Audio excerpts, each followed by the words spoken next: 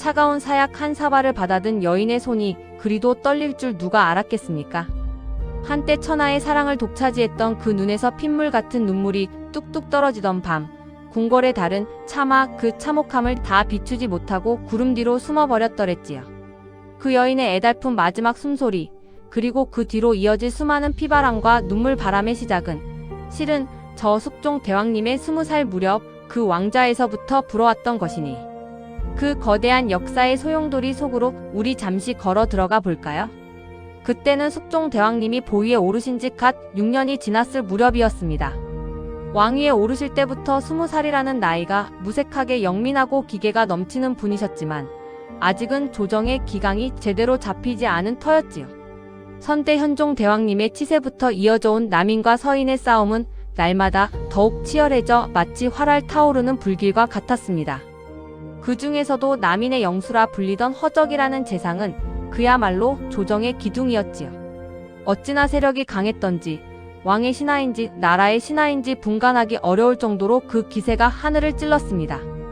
백성들 사이에서는 숙종 대왕님이 허재상 밑에 있는 것이 아니냐는 수군거림까지 돌 정도였으니 그 위세가 짐작이 가십니까? 여러분, 그날 밤은 몹시도 습하고 음산한 기운이 궁궐 전체를 휘감고 있었습니다. 하늘은 시커먼 먹물을 풀어놓은 듯했고 빗줄기는 그야말로 하늘에 구멍이라도 난 듯 퍼부어댔습니다. 싸아싸아. 굵은 빗방울이 창문에 부딪히는 소리가 마치 무언가 깨지는 소리처럼 들려왔지요. 거친 바람이 덧문을 흔들었고 멀리서 천둥 소리가 으르렁거리며 궁궐의 고요를 깨트렸습니다. 궁궐 안 모든 사람은 숨죽인 듯 각자의 처소에 틀어박혀 이 굳은 날씨가 하루빨리 거치기만을 바라고 있었을 겁니다.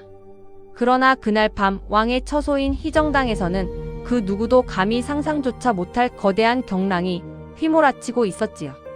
희정당 깊숙한 곳, 촛불이 희미하게 흔들리는 어둠 속에서 21살의 젊은 숙종 대왕님이 홀로 앉아 있었습니다.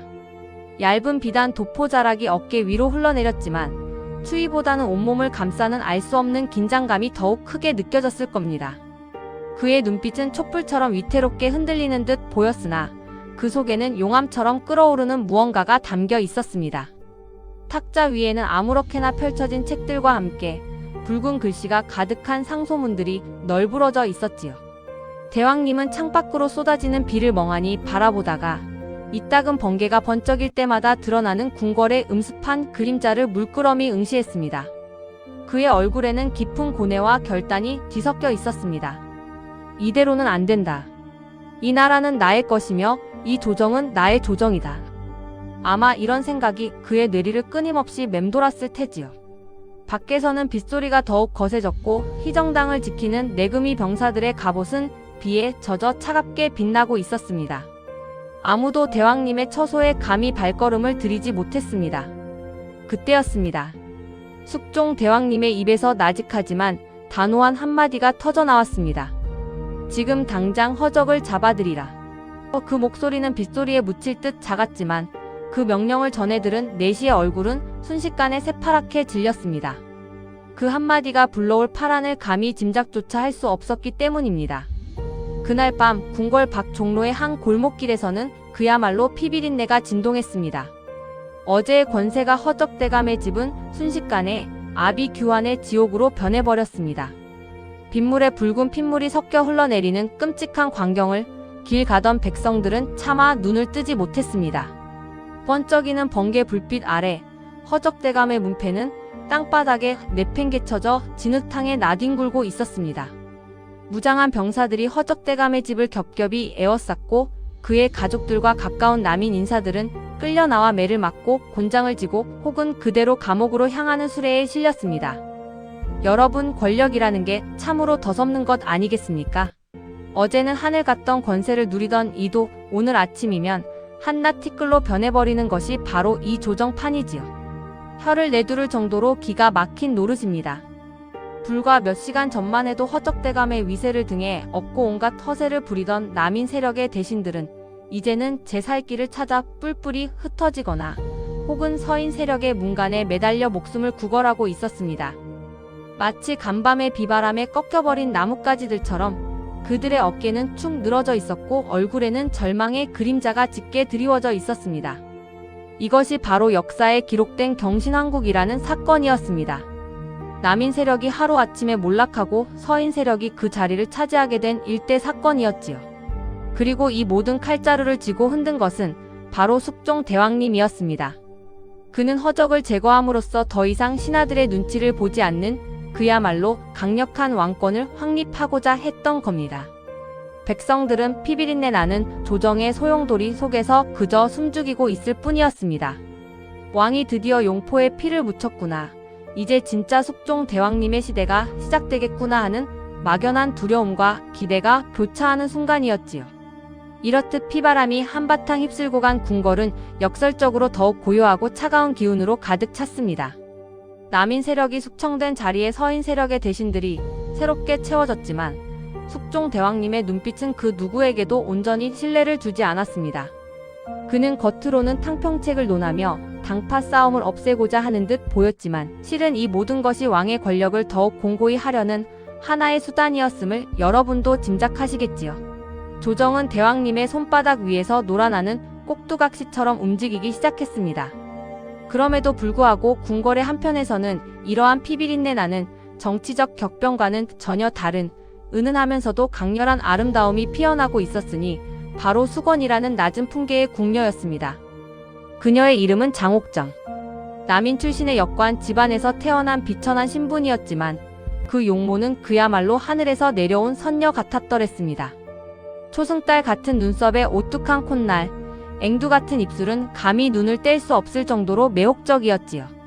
하얗고 고운 살결은 보름달 아래 더욱 빛을 발했고 걸음걸이 하나하나에서 뿜어져 나오는 고고한 기품은 그 누구도 함부로 대할 수 없게 만들었습니다. 아직은 숙종 대왕님의 눈에 온전히 들지 못해 궁궐의 일개 궁녀로서 그림자처럼 지내고 있었지만 그녀의 존재는 마치 어둠 속에서 피어나는 한 송이 탐스러운 꽃과 같았습니다. 간혹 숙종 대왕님이 정무에 지쳐 궁궐을 거닐다 마주치기라도 하면 대왕님의 시선이 잠시 그녀에게 머무는 순간이 분명 있었을 겁니다. 어찌 저리도 고운 여인이 궁궐에 있었단 말인가. 아마 이런 감탄과 함께 말입니다. 피비린내 나는 권력 다툼 속에서 지쳐가던 대왕님의 마음에 장옥정이라는 존재는 이제 막 피어날 준비를 하는 작은 불씨처럼 스며들고 있었습니다. 누구도 감히 예측하지 못했겠지요.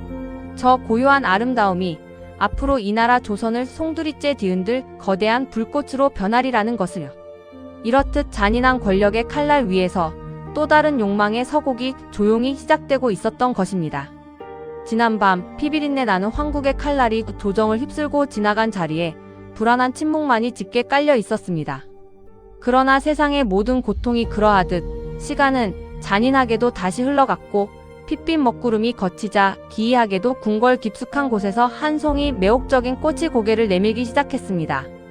바로 그 이름도 치명적인 장옥정이었습니다. 그녀의 아름다움은 그저 눈에 보이는 형상이 아니었습니다. 마치 가뭄 끝 단비처럼 얼어붙은 겨울날 피어난 매화처럼 숙종의 메마른 마음에 스며들어 단숨에 파고들었지요. 굽이치는 머리칼 끝에서 흘러나오는 향은 혼탁한 궁중의 공기를 맑게 했고 가늘게 휘어지는 눈매에서는 천 개의 이야기가 춤을 추는 듯 했습니다. 걸음걸이 하나, 손짓 하나에도 범접할 수 없는 기품과 어딘가 모를 요염함이 함께 배어 있었으니 어찌 감히 그 누가 그녀에게서 시선을 거둘 수 있었겠습니까? 숙종의 시선은 이제 더 이상 조정의 혼란이나 산적한 국정에 머물지 않았습니다. 밤마다 그의 마음을 사로잡는 것은 오직 장옥정, 그녀의 아름다운 미소와 지혜로운 대화였습니다. 그녀는 그저 곱기만 한 여인이 아니었지요.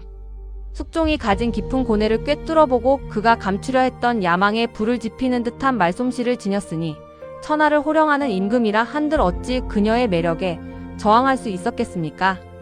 마치 목마른 사막 여행자가 오아시스를 발견한 듯 숙종은 장옥정을 통해 일상의 모든 권태와 고독을 잊은 듯 보였습니다.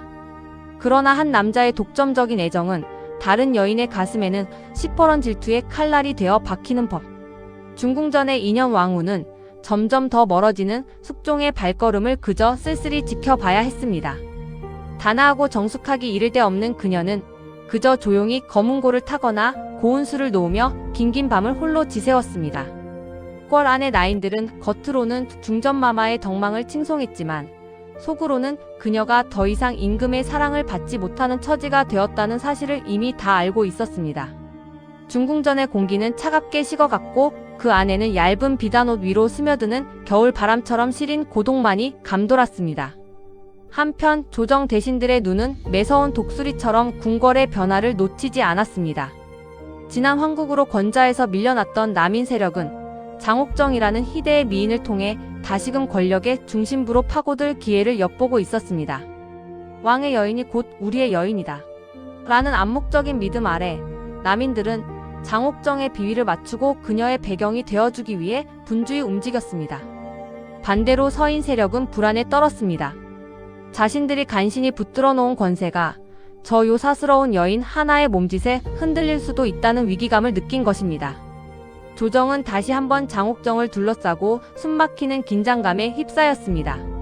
마치 거대한 솥단지 안에 물이 서서히 끓어오르듯 폭풍 전야의 고요함이 흐르고 있었습니다. 그 뜨거운 애정의 한가운데 장옥정은 마침내 왕의 씨앗을 잉태합니다. 그녀의 뱃속에서 자라나는 새 생명은 단순한 아기가 아니었습니다. 그것은 곧 권력을 향한 그녀의 맹렬한 욕망이 현실이 될 수 있다는 강력한 증거이자 자신의 미천한 신분을 벗어던지고 최고의 자리에 오를 수 있는 황금 열쇠나 다름없었지요. 궁궐은 들썩거렸고 숙종의 기쁨은 하늘을 찔렀습니다. 오랜 세월 아들을 얻지 못해 애태우던 그에게 장옥정은 비로소 진정한 희망을 안겨주었습니다. 그리고 이듬해 드디어 사내 아이 윤이 태어납니다. 궁궐은 축제의 열기로 들끓었고 장옥정의 위세는 단숨에 정점에 달했습니다. 숙종은 그 아이를 원자로 삼고 조정을 향해 그를 왕세자로 책봉하라는 명이 떨어집니다. 어찌 후사가 없어 국본이 흔들릴 수 있겠는가? 라는 임금의 강력한 의지 앞에 감히 반기를 들 자는 없어 보였습니다. 그러나 이것은 단순한 아들의 책봉이 아니었습니다. 이는 곧 장옥정이 중전의 자리에 오를 발판을 마련하는 것이었고 궁극적으로는 남인 세력이 다시금 정권을 장악하게 될 거대한 서막에 불과했습니다. 숙종의 결단은 피바람을 불렀습니다. 아들 윤의 왕세자 책봉에 반대하는 서인 대신들은 가차없이 숙청당했고 그들의 등 뒤에 서있던 인현 왕후 역시 폐위의 비극을 맞이하게 됩니다. 임금의 차가운 명령 한마디에 인현 왕후는 조용히 그러나 처참하게 궁궐 문을 나서야 했습니다. 그녀의 얼굴에는 슬픔의 그림자가 드리워 있었지만 오히려 흐트러짐 없는 단아함은 폐위되는 순간마저도 빛을 잃지 않았습니다. 백성들은 그녀의 쓸쓸한 뒷모습을 보며 깊은 탄식을 내뱉었지만 감히 그 누구도 왕명을 거스를 용기는 없었습니다. 그로부터 얼마 지나지 않아 왕의 총애를 한 몸에 받던 장옥정은 드디어 꿈에 그리던 중전의 자리에 오릅니다. 만삭의 몸으로 대례복을 갖춰 입은 그녀의 얼굴에는 지난 세월의 온갖 서름과 한을 보상받는 듯한 오만하고도 희열의 참 미소가 피어났습니다. 이제 미천한 신분의 궁녀 장옥정은 사라지고 오직 조선의 국모 장희빈만이 존재할 뿐이었습니다. 이때를 기점으로 조정의 모든 판도가 뒤집어졌으니 이를 일컬어 기사황국이라 불렀습니다. 마치 뒤집개로 전을 뒤집듯 임금은 하루아침에 조정의 판을 싹 갈아엎어버렸습니다. 어제의 주인이 오늘의 역적이 되고 한많은 신세였던 남인 세력은 다시금 권력을 거머쥐게 된 것입니다. 장희빈의 치마폭 아래 온 나라의 권세가 좌지우지되는 듯 했습니다. 그녀는 자신이 쥔 권력의 달콤함에 취해 있었고 그 누구도 감히 그녀에게 맞설 수 없을 것만 같았습니다. 그러나 권력의 단맛 뒤에는 언제나 파멸에 쓴 그림자가 드리워져 있는 법. 화려하게 피어난 불꽃 같은 그녀의 삶은 이미 비극적인 운명의 서곡을 연주하기 시작하고 있었습니다. 이제 중전의 자리에 오른 장희빈의 권세는 마치 뜨거운 여름날 자결하는 태양처럼 모든 것을 집어삼킬 듯 타올랐습니다. 어둠 속에서 피어난 불꽃이 결국은 궁궐을 밝히는 빛이 된 듯 보였지요. 하지만 그 빛은 따스함과는 거리가 멀었습니다. 차갑고 날카로운 빛이었지요. 그녀의 거처인 중궁전에는 이전과는 다른 기운이 감돌았습니다. 화려한 금은 보화는 물론 조선 팔도에서 진귀하다는 모든 것이 그녀의 발 아래 놓였습니다. 온갖 비단과 보석들이 그녀의 몸을 휘감았고 그녀의 손짓 한 번에 수많은 라인들이 득달같이 움직였습니다. 그녀의 얼굴에는 만족감과 함께 숨길 수 없는 오만함이 서려 있었고 그 눈빛은 감히 누구도 마주하기 어려울 만큼 강렬했습니다. 굳이 나는 이제 중전이다라고 소리치지 않아도 그 위세는 온 궁궐에 소리 없이 퍼져나갔지요. 과연 어제의 천출궁녀가 맞나 싶을 정도로 그녀는 완벽하게 중전의 권위에 취해 있었습니다. 조정의 대신들은 장희빈의 그림자 아래에서 몸을 낮췄습니다. 어제의 왕후가 폐위되고 오늘의 왕후가 된 그녀의 권세는 감히 거역할 수 없는 지경에 이르렀지요. 그녀의 입에서 한마디가 떨어지면 득달같이 남인 세력의 대신들이 움직여 조정을 그녀의 뜻대로 주무르기 시작했습니다. 마치 거대한 바퀴가 굴러가듯 모든 국사가 그녀의 의중에 따라 결정되었습니다. 그녀가 고개를 끄덕이면 정책이 통과되고 그녀가 눈살을 찌푸리면 수십 년 경륜의 대신들도 벌벌 떨며 물러서야 했습니다. 정적을 제거할 때마다 그녀의 입가에는 만족스러운 미소가 번졌고 그 미소는 곧 남인 대신들의 새로운 충성 서약으로 이어졌습니다. 과연 권력은 살아있는 생물과도 같아서 어제는 충성이라 불리던 것이 오늘은 탐욕으로 둔갑하는 법이었지요. 숙종 임금의 탕평책이 균형을 잡는 것이었다면 장희빈의 정치는 저울 한쪽을 완전히 기울게 하는 것이었습니다. 특히 그녀의 친족들은 그야말로 아나무인 격이었습니다. 장희빈의 오라비, 장희제는 과거 자신들을 멸시했던 자들을 찾아내 보란듯이 짓밟았고 그들의 탐욕은 끝을 모르고 이어졌습니다. 마치 굶주린 승냥이 떼가 먹잇감을 찾아 헤매듯 그들의 손길은 궁궐 안팎을 휘저으며 수많은 이들에게 고통을 안겨주었습니다. 그야말로 탐욕의 칼날이 사방을 베고 다니는 형국이었지요. 권력의 단맛에 취한 이들은 자신의 배를 불리는데 여념이 없었습니다. 백성들은 수군거렸습니다. 저리도 탐욕스러운 중전이라니 하늘이 노할 일이다라고 말입니다. 하지만 감히 그 목소리를 크게 낼 용기는 없었습니다. 칼날이 언제 자신의 목에 닿을지 모르니 그저 숨죽여 지켜볼 뿐이었지요.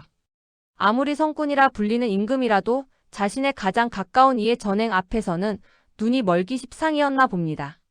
참으로 얄궂은 노르지지요. 장희빈은 이제 더 이상 겸손한 여인이 아니었습니다. 그녀는 자신의 신분 상승이 오직 자신의 뛰어난 재능과 숙종의 변치 않는 사랑 덕분이라고 굳게 믿었습니다. 자신을 질투하고 모함했던 모든 이들에게 보란듯이 복수하고 싶어 했습니다. 그 도끼와 오만은 마치 끓어넘치는 용암처럼 그녀의 심장을 활활 태웠습니다. 하지만 세상의 모든 권세가 그러하듯 높이 솟아오른 것은 반드시 떨어지기 마련. 그녀의 욕망의 칼날은 이제 다른 이들을 베는 것을 넘어 스스로의 발밑을 파고들기 시작했습니다. 그러나 가장 먼저 그 변화를 감지한 이는 다름 아닌 숙종 임금, 바로 장희빈의 지압이었습니다. 한때 그녀의 눈빛 하나, 몸짓 하나에 모든 것을 내어주었던 임금이었으나 시간이 흐를수록 그의 눈빛에는 점차 다른 감정이 서리기 시작했습니다. 처음에는 열정적인 사랑과 총애로 가득했던 그의 마음속에도 장희빈의 끝없는 욕망과 오만한 행동들은 조금씩 균열을 내기 시작한 것이지요. 숙종은 영민한 군주였습니다. 누구보다 왕권을 강화하고자 했던 그는 장희빈을 통해 남인 세력을 견제하고 자신의 뜻을 펼치려 했습니다. 하지만 이제는 그녀가 조정을 쥐락펴락하며 자신의 의지까지도 넘어서려 하는 지경에 이르렀습니다. 마치 사냥개가 주인의 명령을 듣지 않고 제멋대로 날뛰는 형국이었달까요. 장희빈은 아들 윤을 낳아 세자로 책봉시키는 데 성공했지만 그것으로 만족하지 않았습니다. 그녀는 세자의 어머니이자 중전으로서 이제는 임금의 권한까지도 침범하려 들었습니다. 궐 안에서는 장희빈이 밤늦도록 대신들을 불러들여 국사를 논한다는 소문이 파다했습니다. 숙종의 귀에도 그 소문은 예외 없이 들어갔습니다. 어느 날 밤 숙종은 홀로 침전에 앉아 있었습니다. 장희빈은 또다시 남인 대신들과 밀담을 나누고 있었습니다. 텅 빈 침전의 한가운데서 숙종의 얼굴에는 깊은 권태와 불쾌감이 스쳐 지나갔습니다. 한때 그를 사로잡았던 그녀의 아름다움은 이제 지겨운 일상처럼 느껴졌습니다. 그녀의 오만함은 숙종의 자존심을 긁었고 그녀의 독서는 군주의 권위에 도전하는 것처럼 느껴졌습니다. 사랑은 식어갔고 그 자리에는 차가운 이성이 자리하기 시작했습니다. 그가 원한 것은 절대적인 사랑에 빠진 여인이 아닌 자신의 왕권을 굳건히 할 도구였던 것입니다. 임금의 마음은 한번 돌아서기 시작하면 그 어떤 꽃도 다시 피울 수 없는 법이지요. 바깥 세상은 정반대였습니다. 궁궐 밖에 폐위되어 쓸쓸히 홀로 지내고 있는 인현 왕후를 향한 백성들의 그리움은 날마다 강물처럼 깊어졌습니다. 덕망 높고 어진 왕후였던 인현 왕후는 비록 폐위되어 궁 밖으로 쫓겨났지만 그 고귀한 품성은 백성들의 마음속에 여전히 살아 숨쉬고 있었습니다. 사람들은 장희빈의 오만과 대비되는 인현 왕후의 겸손함, 탐욕과 대비되는 그녀의 청빈함에 더욱 마음 아파했습니다. 하늘은 어찌하여 저리도 어진 왕후를 버리셨는가 하며 탄식하는 목소리가 담장 너머 궁궐까지 들려오는 듯 했습니다. 인현 왕후는 별궁에서 고운 비단에 한 땀 한 땀 술을 놓으며 깊은 슬픔을 인내하고 있었습니다. 그녀의 얼굴에는 세월의 흔적과 함께 감내해야 했던 고통의 그림자가 드리워져 있었습니다. 하지만 그녀는 결코 원망하거나 분노하지 않았습니다. 그저 묵묵히 자신의 운명을 받아들였을 뿐입니다. 그 처연한 모습은 지켜보는 이들의 가슴을 더욱 미어지게 했지요. 그리고 바로 그 깊은 그리움과 연민의 씨앗이 뜻밖의 작은 곳에서 싹을 틔우고 있었습니다. 궁궐의 가장 낮은 곳, 이름 없는 무수리 최 씨의 작은 방이 그곳이었습니다. 비천한 신분이었지만 최 씨는 폐위된 인현 왕후를 향한 깊은 충심을 가지고 있었습니다. 그녀는 인현 왕후가 겪었던 부당한 처사에 늘 가슴 아파했습니다. 어느 날 밤 모두가 잠든 깊은 시각, 최 씨는 몰래 조용히 움직였습니다. 작은 방 한 구석에 간소한 상을 차리고 정성껏 마련한 흰쌀 밥과 나물 몇 가지를 올렸습니다. 초라한 상차림이었지만 그 안에는 비할 데 없는 진심이 담겨 있었습니다. 오늘은 바로 폐위된 인현 왕후의 생신이었던 것입니다. 누구도 기억하지 못하는, 아니 감히 기억할 수 없는 날. 궁궐 안에서는 장희빈의 권세가 드높아 인현 왕후의 이름을 입에 올리는 것조차 금기시되는 분위기였습니다. 촛불 하나만이 희미하게 방을 밝히는 가운데 최 씨는 무릎을 꿇고 앉아 두 손을 모았습니다. 그녀의 눈빛은 간절함으로 가득 차 있었습니다. 부디 우리 어진 중전마마께서 다시 제자리를 찾으시고 아무 고통 없이 편안하시기를. 비록 목소리는 나오지 않았지만 그 마음속 기도는 우주의 가장 깊은 곳까지 닿을 듯 절절했습니다. 그녀는 간절히 빌고 또 빌었습니다. 한 줄기 희망조차 보이지 않는 어둠 속에서 최 씨의 작은 기도는 마치 한 떨기 들꽃처럼 외롭지만 굳건하게 피어나고 있었습니다. 이 작은 불씨 하나가 훗날 궁궐의 거대한 운명을 뒤바꿀 거대한 불길이 될 줄은 그 누구도 예상하지 못했겠지요. 어두운 궁궐의 그림자가 더욱 깊어지던 밤이었습니다. 중궁전의 비단 이불은 차가웠고 장희빈의 처소에서는 요사스러운 웃음소리가 밤마다 새어나왔지요. 허나 세상 모든 일이 그러하듯 화려한 불꽃은 가장 뜨겁게 타오를 때 가장 위험한 법. 중전의 자리에 앉은 장희빈의 오만함이 하늘을 찌르자 얄궂게도 왕의 마음은 서서히 식어가기 시작했습니다. 그 무렵 한 미천한 궁녀의 작은 정성이 어둠 속을 헤매던 왕의 마음에 한 줄기 빛을 드리웠으니 그녀가 바로 훗날 숙빈 최씨라 불리게 될 무수리 최씨였습니다. 그녀는 폐위되어 궁 밖 별궁에 머무는 인현 왕후를 향한 충심을 잃지 않았습니다. 인현 왕후의 생신날 밤 모두가 잠든 깊은 시각, 최 씨는 아무도 모르게 작은 상을 차렸습니다. 몇 점의 과일과 정화수 한 그릇, 그리고 작은 향 하나가 전부였지만 그 상차림에는 세상의 그 어떤 진수성찬보다 지극한 마음이 담겨 있었습니다. 초라한 등불 하나만이 간신히 어둠을 밀어내고 있는 작은 방. 최 씨는 무릎을 꿇고 앉아 두 손을 모았습니다. 그녀의 떨리는 입술 사이로 간절한 기도 소리가 흘러나왔습니다. 부디 저희 마마를 이 비천한 것이 어찌할 수 없사오나 하늘이시여 부디 저희 마마를 굽어 살피시옵소서. 눈물은 소리 없이 그녀의 뺨을 타고 흘러내려 마루를 적셨습니다. 그 기도는 오직 인현 왕후의 안위와 보기를 바라는 순전한 충심 그 자체였지요. 바로 그 순간이었습니다. 인적 없는 별궁 주변을 몰래 거닐던 숙종의 발걸음이 그 작은 방 앞에서 멈춰 섰습니다. 그는 밤마다 마음 한구석을 짓누르던 답답함과 번민에 이끌려 자맹에 나섰던 참이었습니다. 희미한 등불 아래 무릎을 꿇고 눈물 흘리는 궁녀의 모습. 그리고 그녀의 입에서 흘러나오는 지극히도 간절한 기도. 왕의 귀에는 그 모든 것이 고스란히 들렸습니다. 숙종의 심장이 쿵 하고 내려앉는 듯 했습니다. 그는 창살 틈으로 최 씨의 모습을 바라보며 숨을 죽였습니다. 저토록 미천한 신분의 궁녀조차 한결같은 마음으로 폐위된 왕비를 그리워하고 있었습니다. 하물며 자신은 어떠했던가. 오직 장희빈의 요염한 미색과 맹렬한 야망에 이끌려 정령덕망 높은 왕비를 그리 쉽게 내쳤단 말인가. 그의 내리 속에는 폐위되던 날 담담하고도 슬픈 표정으로 궁을 나서던 인현 왕후의 뒷모습이 성광처럼 스쳐 지나갔습니다. 왕의 미간에 깊은 주름이 잡혔습니다. 그는 오랫동안 그 자리에서 움직이지 못하고 최 씨의 기도를 듣고 또 들었습니다. 차가운 밤 공기 속에서 숙종의 심장은 후회와 깨달음이라는 뜨거운 불꽃으로 타오르기 시작했습니다. 그의 눈빛은 번민으로 가득했지만 그 번민 속에는 이제 막 피어나기 시작한 연민과 결단의 서늘한 빛이 감돌고 있었습니다. 숙종은 그날 밤 이후 조용히 움직이기 시작했습니다. 그는 더 이상 장희빈의 처소를 예전처럼 드나들지 않았습니다.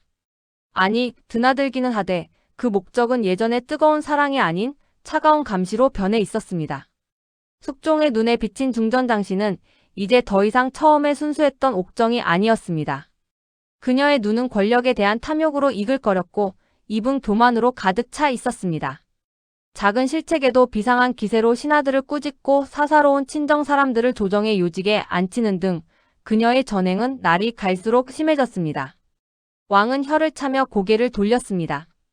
왕의 총애를 등에 업고 궁궐의 안주인이 된 여인. 그 권세가 마치 영원할 줄 알고 오만방자하게 휘두르는 칼날은 결국 저를 향할 것임을 어찌 그리 알지 못하는가.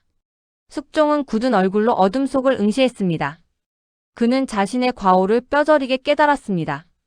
눈을 멀게 했던 정념이 거치자 비로소 세상의 이치가 또렷하게 보였습니다. 한편 왕의 마음속에 변화의 씨앗이 움트고 있을 무렵 조정의 대신들 또한 가만히 있지 않았습니다. 남인 세력에 밀려 권력의 중심에서 멀어진 서인들은 폐위된 인현 왕후의 보기를 통해 다시 한번 전국의 주도권을 잡고자 맹렬히 움직이기 시작했습니다. 조정의 대신들은 연일 상소문을 올렸습니다. 그들의 상소문은 단순한 탄원이 아니었습니다. 붓으로 쓴 글자 한자 한자에 피눈물 섞인 절규와 비통함이 배어 있었습니다. 전하, 어찌 덕망 높은 국모를 내치고 일개 궁녀를 중전에 앉히셨나이까. 이는 소국의 치욕이요 백성의 원망이옵니다. 패비 민씨를 복위시키시어 무너진 국본을 바로 세우소서. 백성들이 통곡하고 있나이다. 대신들은 대전 마당에 무릎을 꿇고 앉아 감히 고개를 들지 못했습니다. 그러나 그들의 목소리는 천둥처럼 궁궐을 울렸습니다. 피를 토하듯 절규하는 이들도 있었고 굵은 눈물을 뚝뚝 흘리는 이들도 있었습니다. 왕의 변덕에 노라나 수시로 옷을 바꿔 입는 꼭두각시처럼 보였을지 모르나 그들 또한 나름의 대의 명분과 당파의 이익을 위해 목숨을 걸었던 것이지요. 이들의 움직임 속에는 또 다른 정치적 역학 관계가 숨어 있었습니다. 서인 세력 내에서도 두 갈래의 줄기가 나뉘어 있었으니 바로 노론과 소론이었습니다. 인현 왕후의 친정 세력인 노론은 보기를 주장하며 장희빈과 남인을 뿌리 뽑으려 했고 소론 역시 보기에는 동조했으나 사사로운 복수에 치우치기보다는 왕실의 안정을 우선시하려는 입장을 보였습니다. 같은 목표를 향해 가면서도 그들 사이에는 미묘한 긴장감이 흐르고 있었던 것입니다. 참으로 기이한 노르지지요. 같은 편이라도 한마음 한뜻이 되기란 이리도 어려운 것이었으니 정치의 속성은 예나 지금이나 매한가지인 듯합니다. 숙종은 이 모든 상황을 냉철하게 계산했습니다. 그는 어전에서 대신들의 상소를 들으며 아무런 표정 변화도 보이지 않았습니다. 그러나 그의 눈빛은 이미 번개처럼 빠르게 움직이고 있었습니다. 그는 인현 왕후의 복위 운동을 단순히 서인 세력의 충성심으로만 보지 않았습니다.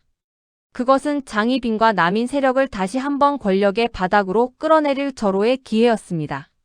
절대 왕권을 꿈꾸는 숙종에게 장희빈의 오만과 남인의 전행은 더 이상 용납할 수 없는 걸림돌이었습니다.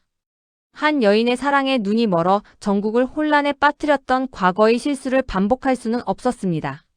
그는 이번에는 더욱 치밀하고 냉정하게 황국의 칼날을 준비하고 있었습니다. 어둠 속에서 한 줄기 빛을 발견한 왕의 마음은 이제 더 이상 연민에만 머무르지 않았습니다. 그것은 곧 거대한 폭풍을 예고하는 전조였습니다. 왕의 한숨은 서서히 차가운 비수가 되어 장희빈의 가슴에 꽂히기 시작했습니다. 무수리 최씨의 간절한 기도와 백성들의 애끓는 염원, 그리고 무엇보다 스스로의 오랜 후회와 번민이 숙종의 마음을 단단히 돌려세운 것이었지요. 이제 그 차디찬 비수는 날카롭게 벼려져 탐욕으로 얼룩진 중궁전의 위세를 향해 맹렬히 돌진할 참이었습니다. 어느 날 조정에는 다시금 회오리 바람이 불어닥쳤습니다. 마치 태풍의 눈이 지나간 자리에 또 다른 거대한 폭풍이 몰아치는 듯 했습니다. 임금은 망설임 없이 갑술왕국이라는 칼날을 휘둘렀고 어제의 주인인 남인들은 하루아침에 역적의 낙인이 찍힌 채 조정에서 휩쓸려 나갔습니다. 핏빛으로 물든 경신왕국과 기사왕국을 떠올리게 하는 섬뜩한 재앙이었지요. 권력이란 이리도 허망한 것인가. 한 번 오르면 영원할 줄 알았던 그 달콤한 독배는 결국 다시 뒤집혀졌습니다. 그리고 그 칼날의 끝은 바로 중전 장희빈의 목덜미를 겨누고 있었습니다. 중전 장씨는 덕이 없어 종묘사직에 해를 끼쳤으니 그 자리를 패하고 희빈으로 강등하라. 숙종의 음성은 한치의 흔들림도 없었습니다. 장희빈의 두 귀에 박힌 그 냉혹한 선고는 그녀가 그토록 애써 쌓아 올린 모든 것을 산산이 부수어 버리는 망치 소리 같았습니다. 이제 더는 중전이 아니었습니다. 일국의 국모로서 가졌던 모든 권세와 영광은 한낱 꿈처럼 사라져 버렸습니다. 그녀는 다시 희빈이라는 이름표가 붙은 한때 그녀가 경멸했던 그 위치로 돌아가야만 했습니다. 찬란했던 비단 옷은 덧없이 찢겨나갔고 금은 보화로 빛나던 머리 장식은 흩어져 바닥을 굴렀습니다. 궁녀들의 부축을 받으며 어딘가에 이끌려가는 그녀의 얼굴은 마치 백지장처럼 창백했습니다. 눈동자에는 아직도 믿을 수 없다는 듯한 경악과 모든 것을 잃은 자의 깊은 절망이 교차했습니다. 그녀의 입술은 파르르 떨렸지만 아무런 말도 뱉어내지 못했습니다. 그저 찢어지는 듯한 고통만이 그녀의 목을 틀어지고 있었습니다. 권력을 잃는다는 것은 그토록 잔혹한 일이었습니다. 한때 그녀의 발밑에 납작 엎드렸던 자들이 이제는 비웃는 눈으로 그녀를 바라보고 등 뒤에서는 수군거리는 목소리가 들려오는 듯 했습니다. 그녀의 심장은 맹렬한 불덩이가 되어 타올랐지만 겉으로는 차디찬 얼음으로 뒤덮인 듯 했습니다. 한편 폐위되었던 인현 왕후 민씨는 백성들의 환영과 조정의 엄숙한 절차 속에서 다시 중전의 자리로 복위했습니다. 조용하고 단아한 걸음걸음에는 지난 세월의 고난이 묻어 있었으나 그 어떤 흔들림도 없었습니다. 그녀를 맞이하는 궁인들과 백성들의 얼굴에는 감격과 안도의 눈물이 가득했습니다. 마치 길고 어두운 밤이 지나고 해가 솟아오른 듯 궁궐에는 다시 온화하고 덕스러운 기운이 감돌기 시작했습니다. 하지만 이 평화는 너무나도 짧았습니다. 장희빈은 자신의 처소를 뒤덮은 어둠 속에서 끓어오르는 증오와 분노를 사귀고 있었습니다. 그녀의 두 눈은 마치 심연의 불꽃처럼 이글거렸습니다. 손톱이 부러져라 손을 움켜쥐었지만 그 고통조차 그녀 내면의 격렬한 분노를 잠재우지 못했습니다. 나는 이대로 무너질 수 없어. 내 아들의 왕위를 빼앗기지 않을 것이야. 결코. 그녀의 뇌리에는 단 하나, 다시 중전의 자리를 되찾고 아들 윤을 보위에 올려야 한다는 강렬한 집념만이 남았습니다. 그 어떤 수단과 방법도 가리지 않겠다는 광기 어린 다짐이었습니다. 어느 깊은 밤, 달빛마저 숨어버린 희빈 장씨의 처소는 섬뜩한 기운으로 가득 찼습니다. 촛불은 흔들리는 바람에도 꺼질 듯 위태롭게 깜빡였습니다. 그녀는 흙으로 빚은 인형 하나를 손에 쥐었습니다. 인형의 모습은 폐위되었던 인현 왕후를 빼닮아 있었습니다. 이미 오래전부터 몰래 준비해두었던 저주 인형이었습니다. 그녀의 손에 들린 칼은 어둠 속에서 차갑게 빛났습니다. 숨소리마저 삼킨 채 그녀는 이를 악물고 그 인형의 가슴에 칼을 꽂았습니다. 마치 산 사람의 심장을 꿰뚫는 것처럼 끔찍한 소름이 돋아나는 순간이었습니다. 칼날이 인형의 흙 속으로 파고들 때마다 장희빈의 입에서는 작고 섬뜩한 중얼거림이 터져 나왔습니다. 민씨, 너의 피를 말려버릴 것이다. 나의 이 고통을 너 또한 맛보게 되리라. 최신년 내년도 무사하지 못할 것이다. 감히 내 아들의 자리를 넘본 대가를 치르게 될 것이야. 그녀의 증오는 인현 왕후와 최숙빈만을 향한 것이 아니었습니다. 자신의 몰락이 아들 윤의 왕위마저 위협할 것이라는 불안감이 그녀를 더욱 미치게 만들었습니다. 어머니의 업보가 아들에게까지 미칠까봐 그녀는 악마에게라도 영혼을 팔 기세였습니다. 그 인형은 곧 수많은 사람들의 고통과 파멸을 담은 저주의 덩어리였습니다. 핏기 없는 얼굴에는 광기 어린 희열과 함께 깊은 절망감이 뒤섞여 있었습니다. 이대로는 자신도 아들도 무사할 수 없다는 절박함이 그녀를 미지의 공포 속으로 내몰고 있었습니다. 시간이 흐르고 궁궐에는 이상한 소문이 떠돌기 시작했습니다. 보기한 중전 인형 왕후가 원인을 알 수 없는 병으로 시름시름 앓기 시작했다는 것이었습니다. 처음에는 그저 가벼운 감기인 줄 알았습니다. 그러나 날이 갈수록 중전의 안색은 창백해지고 몸은 쇠약해져만 갔습니다. 잠자리에서는 고통스러운 신음소리가 끊이지 않았습니다.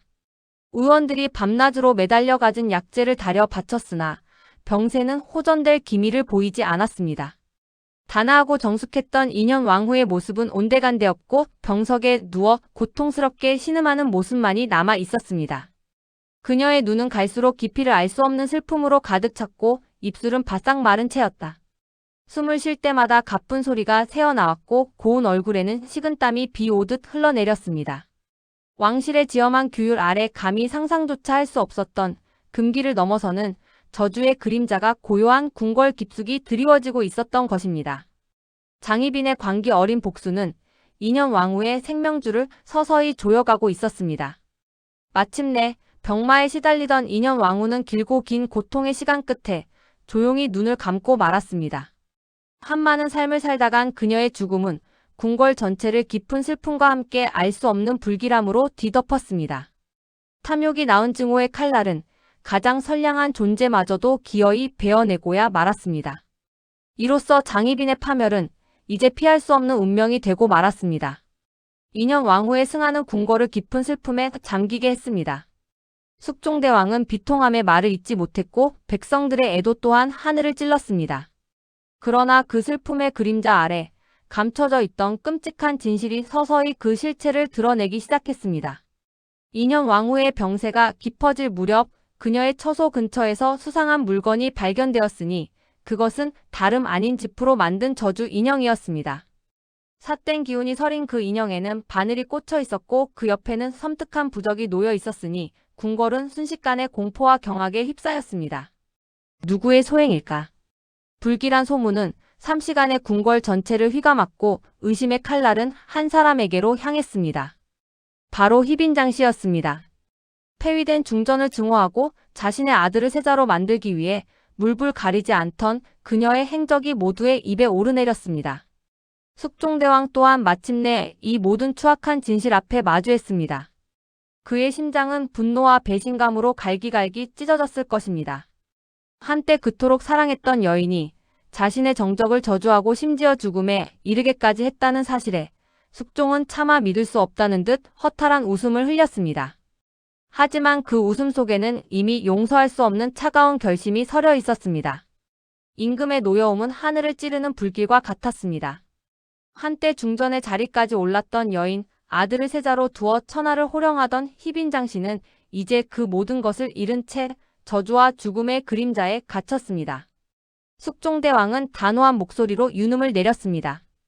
희빈장 씨에게 사약을 내리라는 것이었습니다. 사랑했던 여인에게 독약을 내리는 임금의 마음은 과연 어떠했을까요?